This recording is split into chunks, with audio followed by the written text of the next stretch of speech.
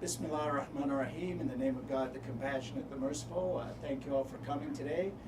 My name is Ibrahim Hooper. I'm National Communications Director with the Council on American Islamic Relations. We've got to be real quick because we've got an 11:45 rally outside the Supreme Court reacting to the court's ruling on the Muslim ban. So first we'll have CAIR's National Executive Director, Nihad Awad, to give a few words of overview. Then we'll have CAIR attorney Kadir Agha speak about the specifics of the ruling. And then we'll have a few words from other representatives of American Muslim organizations. Nihad Awad. Thank you, Ibrahim.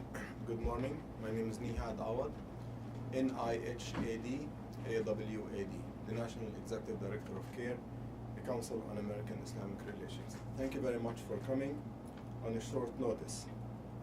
Today's Supreme Court's decision is extremely disappointing. Disappointing to Muslims and to all Americans, all people who believe in equal protection and equality. The Supreme Court's decision today has given the Trump administration a free hand to re-inject discrimination against a particular faith back into our immigration system, which was rejected more than 50 years ago. The Supreme Court's decision ignored the fact that this president and candidate has targeted a particular faith community, which is Muslims here and abroad. Unfortunately, as a nation, we still have a long way to go when it comes to equal protection and living the American ideals. But this is not the end of the road. The struggle continues. Americans historically have not relied only on the courts to create change. Mass mobilization, political awareness, and political organizing have been the tools to create change. We have seen it in the past few days when Americans and people around the world have sent a very strong signal against the inhumane practice and policy of this administration, stealing babies from their parents and putting them in cages. That forced this administration to change. I wasn't sure if the courts would have taken and had the same impact as mass mobilization and outrage by Americans and other people that forced this administration. So my message to our people, that the struggle continues. We have to engage. We still have hope in our society. We have hope in our political system.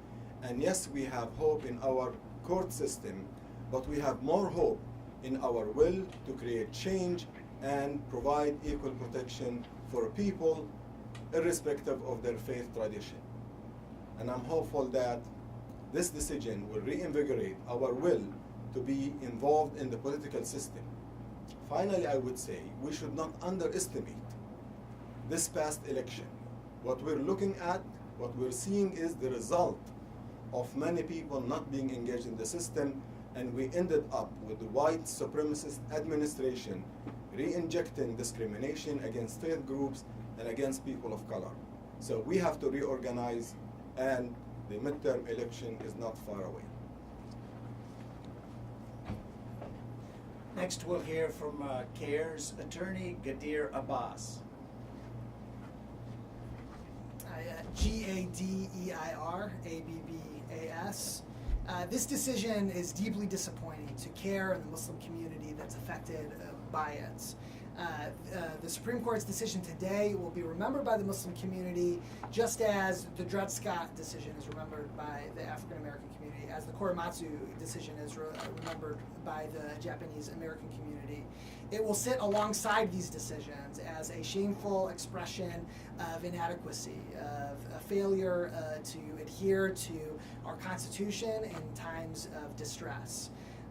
But there is a path forward. While the Supreme Court did not allow the injunctions against the Muslim ban to get back put in place, because the Supreme Court remanded this case, These proceedings in lower courts will continue on, and no one is relying on just the courts to take away the Muslim ban.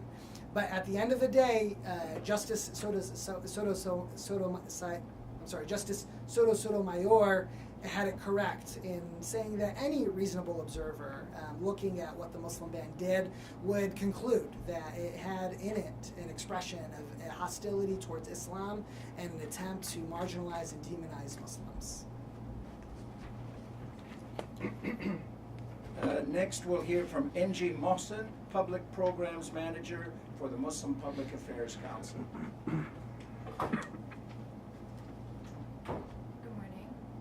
When President Trump signed his first executive order to ban Muslims from coming to this country in January of 2017, many were reminded of the horrific Japanese-American internment, which stemmed from President Roosevelt's executive order.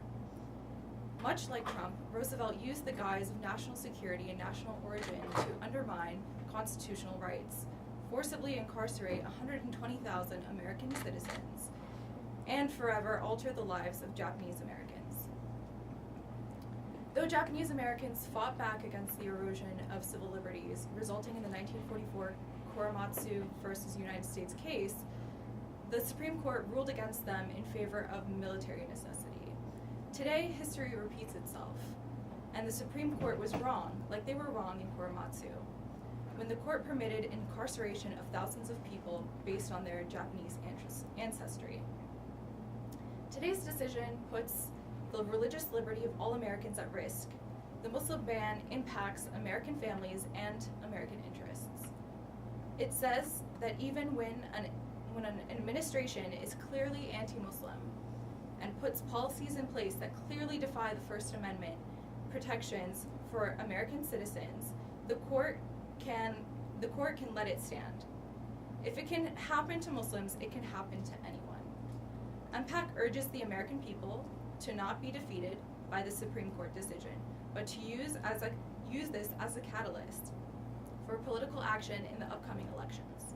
The American people have the power to vote for a Congress that will hold this administration and provide future checks on executive actions which undermine religious freedom, even when the courts fail to do so. Spelling of your name. Engiemohsen. And lastly, we'll hear from Jonathan Smith, Legal Director for Muslim Advocates. Thank you. Spelling John-Athan, Smith, Smith. Today's decision is deeply disappointing to American Muslim communities and all those people who are directly impacted by this decision. But let's be clear, this decision should be equally as disappointing to all Americans, to all people who believe that our Constitution's guarantee of religious liberty are more than words, but are true fundamental principles of our nation. And Justice Sotomayor has it correctly right in her dissent, which she says in her opening lines, our country was founded as a nation of religious liberty and freedom, and today's decision does a disservice to that history and to our Constitution.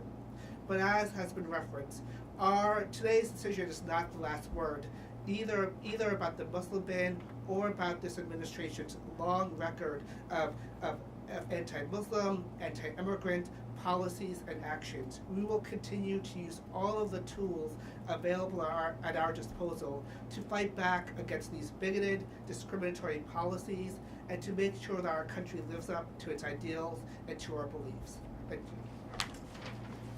And I know everybody has to go quickly, possibly to the rally in about 15 minutes outside the Supreme Court. But if anybody has any questions. Mr. Watt, do you consider this as this decision as another display of what the country is being turned into? Unfortunately, yes. This is what the administration is trying to do. It's taken us back to the dark chapters and ages of our society. And I hope that the Supreme Court will not enable this administration to re-inject discrimination against a particular faith community into our immigration system. Yes, they are doing it. They are ruining our legacy as a nation, But we are the people, and we the people, and we have the final word through political awareness, political organizing, and the will to change. So while we are very disappointed, we're hopeful that we will work together with other Americans to uphold the ideals this nation was founded upon. And what your comments may be on the justices who refused to take Trump's inflammatory statements against Muslims during the campaign as a proof of the religious bias? Well, the lower courts did so, and they were aware, and they reflected the feelings that Muslims had, that this administration and candidate Trump targeted the American Muslim community to win votes and to divide and conquer.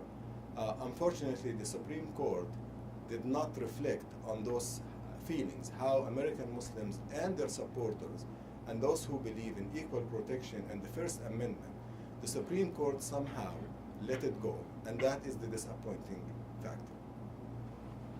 Any other questions? If not, thank you all for coming, and we'll see you over at the Supreme Court. Thank you.